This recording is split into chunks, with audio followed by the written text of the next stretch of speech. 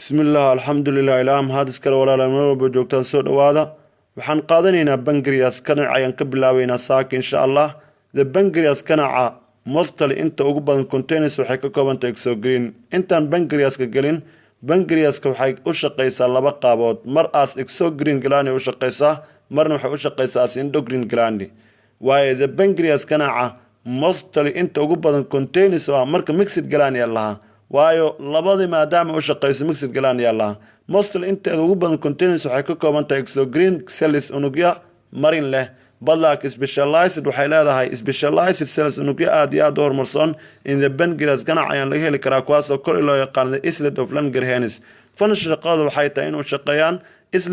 islet of Langerhans waa maxay waa hormoona ay leedahay pancreaska waay hormoonadaas on arki doon insha Allah function as waxay u shaqeeyaan endocrine gland waa maxay ahaan u shaqeeyaan qanjirada marin ahaan ay u shaqeeyaan waaye hay sida figure 2.7 ku arki doonto these endocrine cells unugyada marka unugyada marinka aan lahayn secret way soo dayaan 2 amino acids soo dayaan kuwaas oo basic ku salaysan hormoon asigooda oo yahay hormoona that kuwaas oo regulate joogteeyo the level of sugar waa maxay heerka sokorta in the blood ee jirka ay joogteeyaan that kuwaas oo regulate joogteeya the level of sugar in the blood waa maxay heerka sokorta ee jirka macnaha the level sugar in the blood heerka sokorta ee dhiiga jirka ay macnaha joogteeyaan yaaba labadaas hormoon ee joogteeya insulin lowers wuxuu hoos u dhigaa the blood sugar level heerka sokorta ayuu jirka hoos u dhigayaa by stimulating waa maxay marka hal mar haddii aan tan aan jilcino waxaa jirta marka ustaadow laba hormoon oo aad iyo aad u muhiim ah ayaa jirto labadaas hormoon oo qofka waa aragteen dadka dhammaan sokorta haya insulin hormoontooda ayaa macnaha si fiican aan u shaqeynin qofka marka la hayo sokora hays marka la waxa waaye caqabada ugu weyn oo hays waxa waa hormoonkan u shaqeeyo insulinka ayaan shaqadiisii active ahayn maadaama aysan active ahayn sokorta marka shaqada uu qabanayo maxaa waa marka active-nimadii waa maxay insulinkan lowers the blood sugar heerka sokorta ayuu jirka hoos u dhigaa waayo sokorta haday jirka ku badato hormoonkana la soo daayaa sokortaasi glucose jirka ka buuxda ayuu u bedelaa sokorta glycogen ayuu ka dhigaa keyd ka dhigaa sokorta shaqadiisana waa qaabkaas sidoo kale taasi cagsigeeda markay sokorta jirka ay ku yaraato waxaa la soo daayaa hormoon loo yaqaan glucagon hormoonkaasna shaqadiisa waxa waaye markay sokorta jirka ay ku yaraato la soo daayaa sokortii glycogen ee insulin markii noo badneed oo nooga dhigay glycogen oo nooga dhigay insulinki ayuu macnaha maanta wuxuu ka dhigaa glucose uu ka dhigaa jirka ayuu qaybiyaa shaqadaas ayuuna sameeyaa marka hal mar hadda idin soo koobo insulin hormone waxaa la soo daayaa release waxaa la soo daayaa when the level of sugar is high marka heerka sokorta jirka dhiiga ay ku badato ayaa la soo daayaa kadib wuxuu sameeyaa sokortaasi dhiiga qaybihiis oo dhan ku jirta ayuu soo aruuriyaa glucose taasoo soo aruuriyaa jirka ku badato soo aruuriyaa wuxuuna u bedelaa sokor keyd oo loo yaqaan glycogen taasi cagsigeeda jirka markay sokor ku yaraato waxaa la soo daayaa hormoonka loo yaqaan glucagon hormone wuxuu qabtaa marka sokortii glycogen-ta ahayd ee keydka ahayd ayuu wuxuu ka dhigaa glucose ayuu ka dhigaa sokortaasi glucose uu ka dhigayna jirka ayaa isticmaalaya saa darteed marka sokortii u baahnaa saasuu ku qaadanaya inaad fahanteen ayaan filayaa insulin lowers wuxuu hoos u dhigaa the blood sugar heerka sokorta the blood sugar level heerka sokorta ayuu hoos u dhigayaa stimulating asoo joogteynayo stimulating body cells unugyada jirka especially gaar ahaan muscles murqaha oo kale antuu ku keediya marka glycogen-ta liver and muscle ayaa lagu keediyaa to store si loo keediyo glucose or amase use looga isticmaalo iyada for energy waa maxay tamarahan looga isticmaalo marka glucose taas waa la keedinaya ante lagu keedinayaa waxaa lagu keedinayaa glycogen laga dhigaa liver and muscles ayaa lagu keedinayaa waaye in contrast taasi cagsigeeda glucagon stimulators wuxuu joogtayaa release una soo daayaa of glucose ayuu soo daayaa into the blood stream qulqulka dhiigga ayuuna ku soo daayaa by liver cells waa maxay waxaana soo daynay unugyada liverka waayo oo soo daayan macan liver cell waa lagu keediyey yaa lagu keediyey macan glycogen-ti ku keydsaneed ayaa laga soo daaynaya maxaa laga dhigaa glucose yaa isticmaalaya glucose-ka jirka u baahan sokorta jirka isticmaala ayaa glucose ah waa ka inaa fahanteen aan fila waayahay marka wuxuu leeyahay in the blood stream qulqulka dhiigga by liver cells unugyada ayaana soo daynaya oo beerka ayaa soo daynaya insulin ayaan sokortaasi keediyo leeyahay insulinka marka secreted by wuxuu soo daayaa beta cells ayuu soo daayaa hal mar meeshaan idin jilciya erayada haddaad maqashaan ustaad alfa iyo beta haddaad maqashaan waa xuruufaha ugu horeeya luqadda Greega alfabeetada ugu horeysa luqadda Greega waa alfa cells marka waxaa soo daaya hormoonada loo yaqaana the glucagon the cells unugyada is produced by uu soo saara glucagon hormone warka meel ku qor war kooban waa muhiim ah fahan maanta kadib kuma dhiweys inta haddaad qorato waxa waaye the cells unugyada that kuwaasoo produce uu soo saaro glucagon hormone uu soo saaro ayaa isnown as waxaa loo yaqaanaa alpha cells loo yaqaanaa while halka the cells unugyada that kuwaasoo produce uu soo saaro insulin hormone isnown as waxaa loo yaqaanaa beta cell ayaa loo yaqaanaa beta cell ayaa loo yaqaanaa hormoonada uu soo saaro glucagon hormone maxaa loo unugyada uu soo saaro glucagon hormone maxaa loo yaqaanaa alpha cell unugyada ay soo saarto insulin hormone maxaa loo yaqaanaa beta cell inaad fahanteen ayaan rajaynayaa waayahay of the islets waa maxay waxaana iskale hormoonada loo yaqaana islet waxaa la isku dhahaa glucagon hormone iyo insulin hormone loo yaqaana waaye halka the alpha cellskana of the islet hormoonadan isletka ah secret iyo waxaa soo daaya glucagon ayaa soo daaya which kuwaasoo actus u shaqeeya antagonistically to insulin marka u firin insulinta si xaasidnimo u shaqeeyaan way isxafdaan maxaa waa si cagsi u shaqeeyaan insulinta wuxuu shaqeeyaa markay sokorta jirka ay ku badato glucagontan waxay shaqeysaa markay sokorta jirka ay ku yaraato si cagsi u shaqeeyaan marka waana kana had sawirku kuu sheegay waa ka pancreaska waa kana waa xubin aad iyo aad u muhiim weeyaan waa xubin shaqo badan noo hayso waay waa kana alpha cell iyo beta cell meesha ku kala yaalaan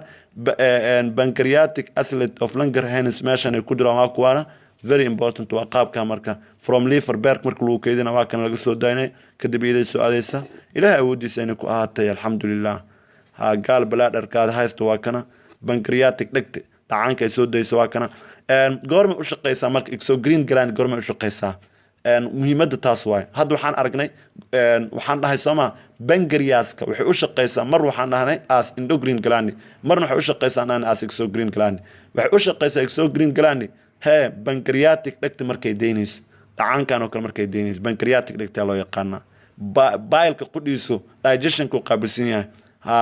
waxyaabahaas oo dhan marka gaar ahaan pancreatic dhegtigan oo kale markay soo deynayso kale ayaa waxay u shaqeysaa exocrine gland u shaqeysaa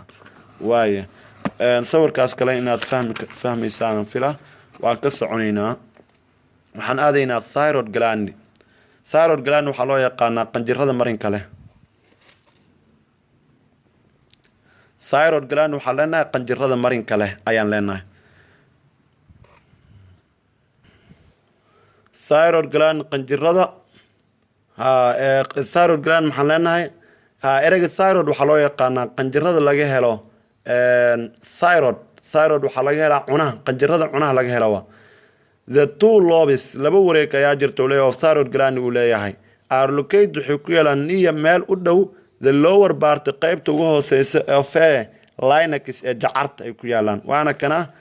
meesha uu ku tilmaamay waa kuwana linux jacarta waatana meesha ay marka ku kala yaalaan waa meeshaas uu ku sheegayo waa thyroidka waa halkan waa macna meesha uu ku sheegayo thyroid gland linux waa kan jacarta halkan waa marka id meesha ku taalo jacarta marka meesha laga soo baxay ilaa inta thyroidka ayaa laga heli karaa thyroid glandiga laga heli karaa waaye wuxuu ku leeyahay marka linux jacarta ayaa laga heli karaa jacarta la sheegayo waa arki kartaan soo kale sound in figure 2.8 lagu tusay the thyroid gland secretes wuxuu soo daayaa 3 hormones hormoono saddex soo daayaa waaye primarily asaasiyan wuxuu soo daayaa si asaasi marka aan fiirino thyroxine ayuu soo daayaa hormoonkaasi smaller amounts waa tira aad iyo aad u yar thyroxine-kaasi of triiodothione waxayna ka samaysan tahay triiodothione ay ka samaysan tahay collectively waa maxsi kooban ee referred to as waxaa loo tixgeliya thyroid hormone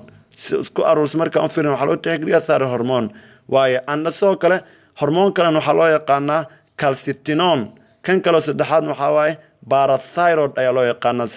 qaybahaasoo dhan ay soo daysaa marka waxay ka koobantahay 3 iodine ayaa thyroninkan ku jirta macnaha haye midka koowaad soo day thyroxine loo yaqaan midka koowaad soo day waxa loo yaqaan thyroxine balaakan asaas si faahi doona aan firina thyroid hormone thyroid hormonka thyroid stimulating wuxuu soo daaya hormoonkaas oo TSH loo yaqaan loo soo gaabiyo maxaa loo soo gaabiyo TSH ka thyroid stimulating hormone regulators wuxuu soo daaya the release regulators wuxuu joogtayaa the release inuu soo daaya of thyroid hormoonka cunaha inuu soo daaya the thyroid hormone kalbis wuxuu caawiyaa maintain inuu sii joogteeyo normal heart rate heerka garaacista wadnaha caadiga inuu sii joogteeyo blood pressure cadaadis dhiig inuu sii joogteeyo temperature heerkulka the stimulate way joogtaa enzymes dhacana that are kuwaasoo associated with xiriir leh glucose oxidation waa maxay gubitaanka sokorta glucoseka gubitaankeeda and oxygen consumption ee isticmaalida oxygeenta generating idoo lana heat kulayl la dhalanayo and increasing lana siyaadinayo cellular metabolic rate heerka isku dheelitirka ee unugyada idoo la samaynayo they also soo kale promote waxaa loo dilacsiyaa carbohydrate usage iyadoo la isticmaalayo oo farfaad dufan badan usage for energy loona isticmaalayo dufantaasi energy loo isticmaalayo marka hal mar meeshaan idigu daro thyroid glandiga wuxuu soo daayaa thyroxine ayuu soo daayaa thyroxineka thyroid glandiga ayaa wuxuu soo daayaa thyroxine hormone kaasoo macnaha shaqadiisu ay tahay inuu joogteeyo hormones the thyroid hormonka marka thyroxinekaas wuxuu qabtaa to maintain normal heart rate ayuu sameeyaa blood pressure oo kale temperature waxyaabahaas oo inuu joogteeyaa calcitonin maxaa loo yaqaanaa fahankeeda concept yar aan ka qaadan calcitoninta waxaa loo yaqaanaa ustaad calciumta marka ay dhiigga jirka ku badato ayuu soo qaadaa lafaha ayuuna geeyaa calcitoninta waxaa waaye calciumta marka ay dhiigga jirka ku badato ayuu soo qaadaa lafaha ayuuna geeyaa taasi cagsigeed waxa u shaqeeya calcitoninta cagsigeed waxa u shaqeeya hormoonka ka loo yaqaan parathyroid gland loo yaqaan asigana shaqadu qabto waxa calciumta lafaha ku badan ayuu soo qaadaa dhiigga jirka ayuu asigana geeyaa waliba labadan waxa lagu tilmaami karaa antagonistic hormone loo yaqaan waayo si cagsi u shaqeeya calcitoninta waxay shaqeysaa calciumta marka ay dhiigga jirka ku badato ayuu soo qaadaa lafaha ayuuna geeyaa kaasi cagsigeeda haddana waxaa calciumta lafaha marka ay ku badato ayuu soo qaadaa dhiigga jirka ayuuna geeyaa kii horna wuxuu ka soo qaaday marka ay dhiigga ku badato uu ka soo qaaday marka calcitoninta calciumta marka ay dhiigga ku badatay ka soo qaadataa waxayna geysaa kadibna waxay geysaa lafahay geysaa sidoo kale parathyroid glandigana asigana wuxuu ka soo qaadaa lafaha ayuu ka soo qaadaa dhiigga jirka ayuuna geeyaa calciumtu lafaha ka soo qaadaa dhiigga jirka ayuu geeyaa waa ka fahanka labadaas lawaana laba hormoon loo yaqaan antagonistic oo isxasdayo si cagsi u shaqeey macna in addition to the thyroid hormone markaan ku darno the thyroid gland also secrete wuxuu soo daayaa calcitonin ayuu soo daayaa witaasoo blaze ciyaarta role door muhiim ah in maintaining joogteynta proper level soo maxay heerarka u gaarka iyadoo joogtaysa of calcium iyada u gaar ah in the blood ee dhiigga gudihiisa when the blood calcium waa maxay concentration markii calciumta jirka ay ku badato rises to high weliba ay aad iyo aad ugu badato calcitonin stimulators waxay joogtaysaa to uptake inay soo qaado of calcium into bones intayna geysaa lafaha ay geysaa das haddaba lower waxay hoos dhigtaa it is level in the blood heerka dhiigga jirka ay hoos ugu dhigtaa marka soo koob shaqada ay qabato waxaa calcitoninta calciumta marka ay dhiigga jirka ay ku badato ay soo qaadaa waxayna geysaa lafaha ayay geysaa shaqadeed waa intaas haye waa kana parathyroid gland asigana the parathyroid gland are 4 small gland waa 4 qanjir oo aad u yar weeyaan attach kuwaas ku dhagan to the thyroid ku dhagan waa sida figure aan ku arki doono one blood gormu shaqay marka one blood calcium level is too low heerka calciumta marka jirka aad iyo aad ugu badato ayuu shaqeeyaa the parathyroid gland is kadibna increase usara ayuu u qaadaa produce wuxuu soo saaraa production asoo soo saarayo muxuu soo saarayaa production of parathyroid hormone ayuu soo saaraya iyadoo la soo saaraya markay too low ay noqoto calciumta waxaa la soo saaraya parathyroid hormone waayo loo soo saarayo calciumtas inuu aad u badiyo waayo parathyroid hormonka increase muxuu sare ayuu u qaadaa blood calcium level calciumta ayuu heerka calciumta jirka ayuu sare u qaadaa by stimulating asoo joogtaynaya the bones to release si loo soo daayo calcium. marka waa maxay shaqada uu qabto soo koob warkaan in aan idiin soo koobo calciumta lafaha marka calciumta lafaha ku badan ayuu soo qaadaa dhiigga jirka ayuuna geeyaa. shaqada uu qabto parathyroid waa maxay calciumta lafaha ku badan ayuu soo qaadaa dhiigga jirka ayuuna geeyaa. waliba dadka inta badan maanta la xanuunsan muxuu ahaa rheumatism la xanuunsan waxaa ku yar oo aan si fiican u shaqaynin hormoonka loo yaqaan parathyroid gland. dadka maanta rheumatism la xanuunku haayo waxaa aad iyo aad jirkooda ugu yar hormoonka loo yaqaan parathyroid gland waayo calciumta lafaha ku badan ayuu soo qaaday dhiigga jirkooda ayuu geeyay. marka balancing ma aha macnaha si fiican uma shaqeyno labadan hormoon marka inay si fiican kugu shaqeeyaan waxay tilmaamaysaa lafahaaga oo caafimaad qabo. the action ficilka of this hormone also cause waxay sababaa the kidney to reabsorb inay soo nuugto more calcium badan and the intestines madhiciraan soo kale to absorb inay soo nuugaan more calcium badan inay soo nuugaan from food cunada ay ka keenaan. the thyroid and the parathyroid the thyroid and the parathyroid gland waxay yeelanayaan marka opposite effects waa maxay saameyn cagsi isku leh ay yeelanayaan on blood calcium. the thyroid and the parathyroid hormoonka loo yaqaana thyroid gland iyo parathyroid glandiga saameyn cagsi leh isku yeeshaan haye on blood calcium level heerarka waxay isku yeeshaan si cagsi u shaqeeyaan marka ay shaqeynayaan dhammaantooda. waaye kan kale xataa waa lamid calcitoninka waaye however si kasta aatee they way shaqeyn week together si wada jir ah they maintain markay joogteen homeostasis laakiin goormay si wada jir u shaqeeyaan markii homeostasis ay sameynayaan maxaa waaye markay macnaha stable environment of the body macnaha xasilinta jirka marka laga shaqeynayo ay macnaha si wada jir u shaqeeyaan. waa kana hadda fiiri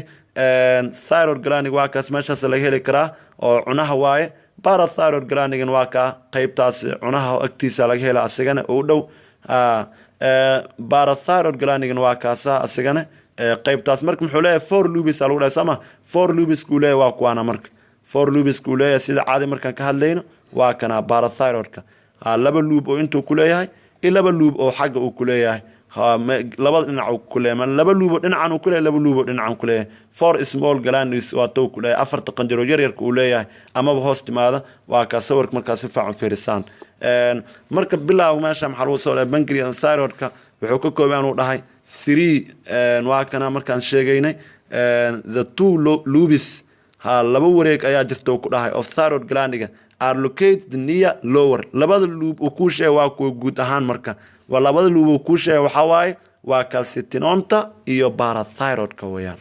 calcitonta iyo parathyroidka waaye. marka sida caadi markaan ka hadlayna kuwaas uu ka wadaa labada loob uu sheegay haye thyroid gland secretes wuxuu soo daa 3 hormone saddex hormone uu soo daa waa kuwa saddexda hormone uu soo daa waxa waaye sida caadi markaan ka hadlayno thyroxinta kowka ah waxaa kaloo ka midka labaad uu soo daay waa thyroid glandiga midka labaad uu soo daay waxa waaye waa macnaha calcitonin mid saddexaad ka waa parathyroid saddexdaas waxa waaye 3